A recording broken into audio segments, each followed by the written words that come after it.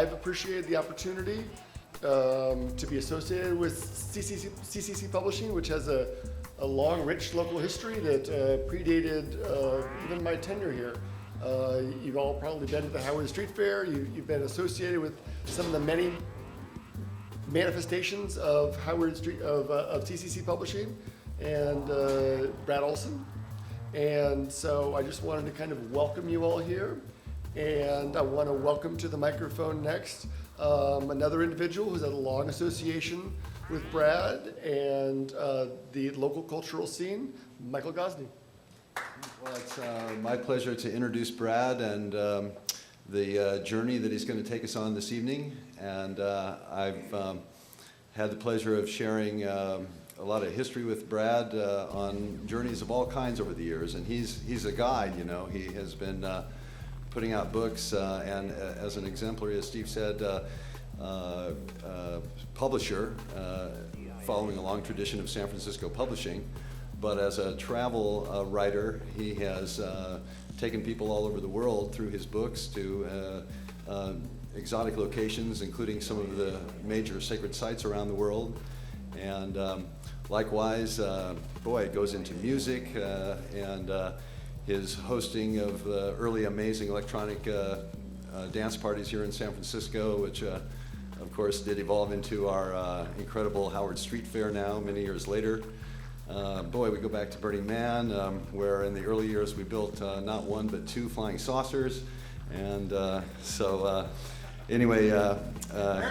he's he's a man who experiences what he speaks about, and you can trust his vision as he takes you through these various realms tonight.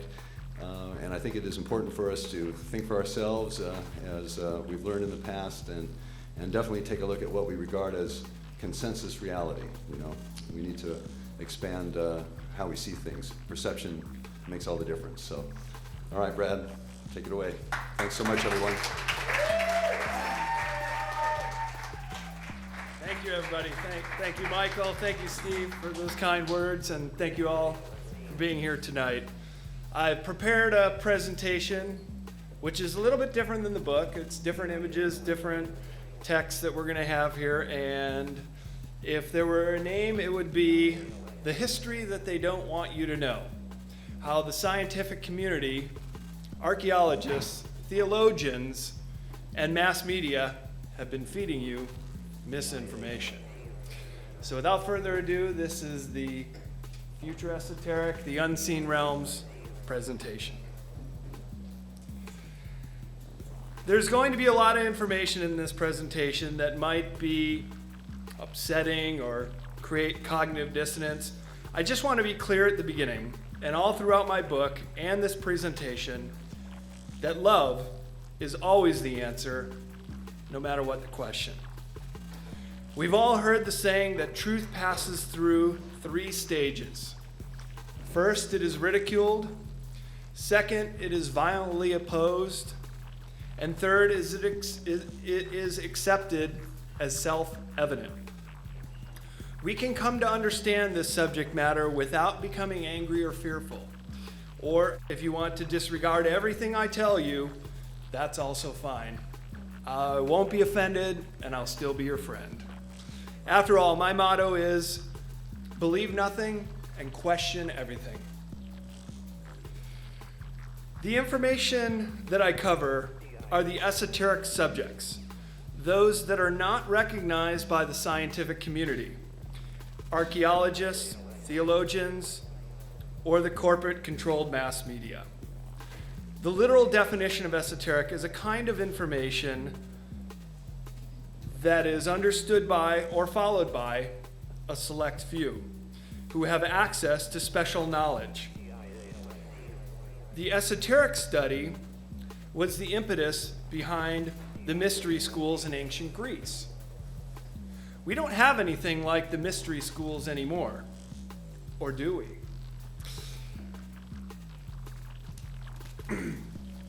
What is not said also speaks volumes. Remember, if the modern institutions of today didn't ignore these subjects, they wouldn't be considered the esoteric.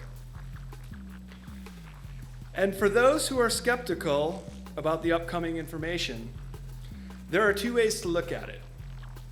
First, if these subjects can be considered true, then they will completely rework the way we regard ourselves on Earth, our global civilization, and our place in the universe. Or if you reject them, you can view this information as modern mythology. And what I'm discussing is merely the zeitgeist of the age that we occupy today. Either we are touching on the greatest discovery since fire, or the richest source of mythology since the ancient Greeks. Either way, these subjects deserve to be recorded in this modern age, and that's what I've set out to do. We're going to go back one. To codify and document esoteric subject matter, it was necessary to plot at least 3 data points containing the exact same information. The data points get stronger over time when the same information matches up. Given the fact that all disinformation involves some degree of truth, the next step was to rigorously check the links to see if any of this info could actually be independently validated. Subjective intuition also factored into the process of writing about these esoteric subjects. The ordinary narrative is what we all perceive to be real. It's what we all know and the media tells us is true and everything else. But it is the alternative narrative that truly stretches the bounds of reality. Remember the movie The Matrix when Morpheus says, "You take the blue pill and the story ends." You wake up in your bed and believe whatever you want to believe. Then Morpheus presents Neo with a red pill, shown in the other hand. You take the red pill and you stay in Wonderland, and I show you how deep the rabbit hole goes. After a long pause, Neo begins to reach for the red pill. Morpheus reminds him, "Remember, all I am offering is the truth, nothing more." Neo takes the red pill and swallows it with a glass of water.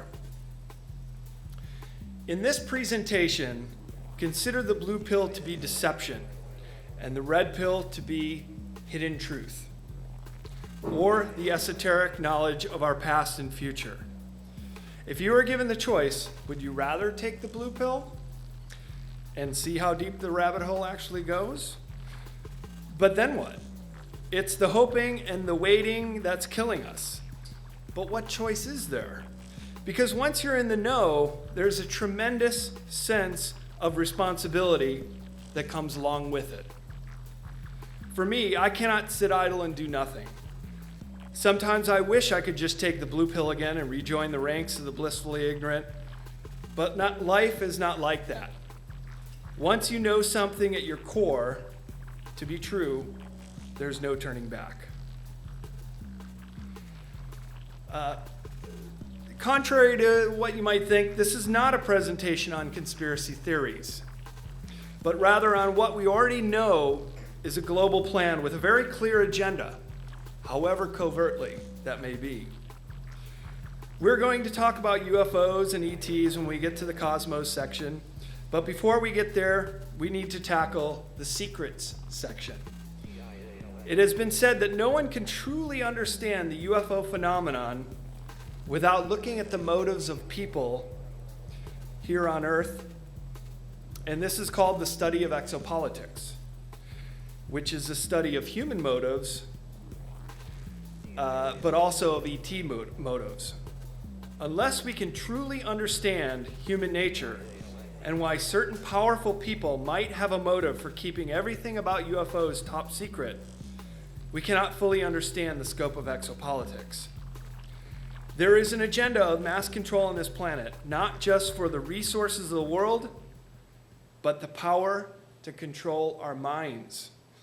So let's delve into the dark nature of the macro secrets held in the world. And I'll touch on what is being withheld from us, who is doing it, their agenda, and why it matters to you.